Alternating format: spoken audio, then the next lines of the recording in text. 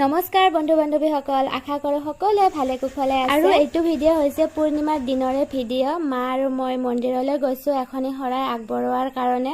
আৰু মই বহুত দিন ধৰি ভিডিঅ' দিব পৰা নাই, গতিকে আপোনালোকে আগৰ নিচিনাকৈ মোক মৰম আৰু সহাৰে জনাব বুলি আশা ৰাখিলোঁ।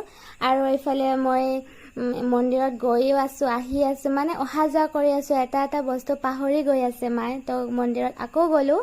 আৰু এয়া চাওক বতৰৰ অৱস্থা, ভগৱান কেনেকুৱা হৈছে চাওক। আৰু এয়া মই এবিধ কৰি বস্তু লৈ গৈ আছোঁ মন্দিৰলৈ। আৰু এয়া মই ছাতি লৈ ভিজি গৈ আছোঁ। মোৰ একেবাৰে ভিজি গৈছে, পিছফালে ভিজি গৈছোঁ, বতাহ দিছে যিহেতু।